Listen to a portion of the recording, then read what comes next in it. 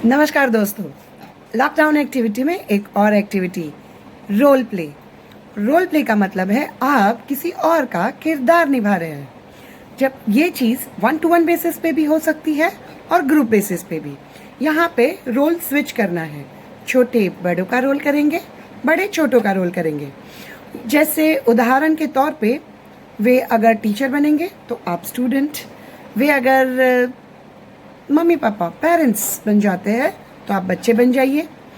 तो ग्रुप की बात करें, अब ग्रुप के अंदर आप कोई स्टोरी ले सकते हैं और उसके किरदार, सबको एक एक किरदार अलॉट कर कर आप वो रोल प्ले कर सकते हैं और उस स्टोरी को पूरा एक नाटक के तौर पे आप खेल सकते हैं।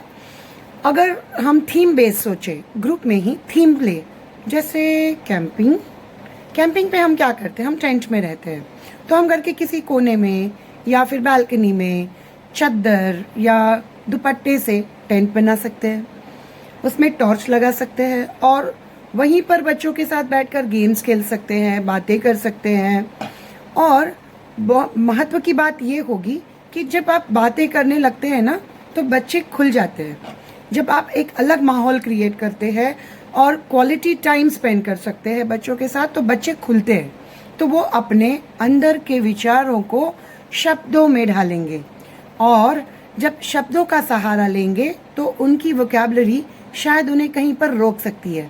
तो वहाँ पर आप उनको सही शब्द का चुनाव करने में मदद कर कर आप उनकी लैंग्वेज को इम्प्रूव कर सकते हैं। और आगे अगर बढ़े तो हम कैंपिंग में और क्या करते हैं, हम खाना खुद बनाते हैं।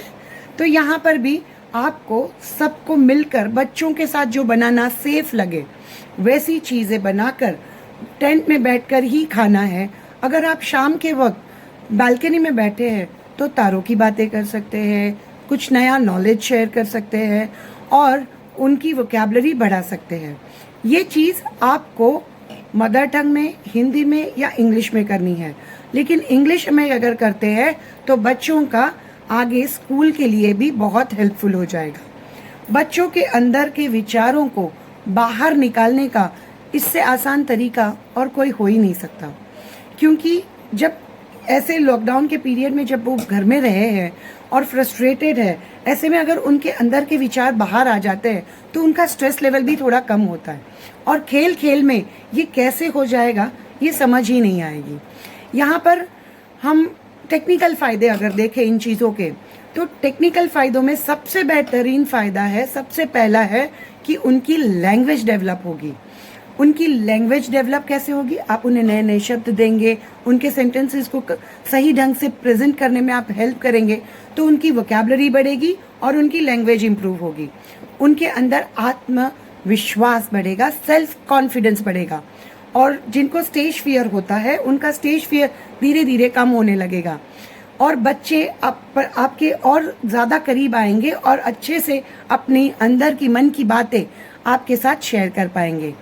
इससे उनका स्ट्रेस तो कम होगा ही, लेकिन आपके लिए भी बच्चों को समझने में बहुत आसानी हो जाएगी।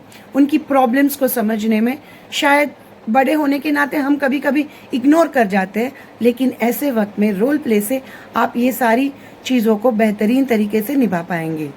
यहाँ पर क्रिएटिविटी भी आती है और प्रॉब्लम सॉल्विंग भी आती है। क्रिएटिविटी कैसे, मतलब आपके पास अभी टेंट बनाना है, घर के अंदर टेंट बनाना है, तो आप क्या करते हैं, आप दुपट्टे को इस्तेमाल कर कर टेंट बना रहे हो, तो ये एक क्रिएटिव आइडिया हुआ। तो इसी तरह क्रिएटिविटी बूस्ट हो सकती है बच्चों के अंदर।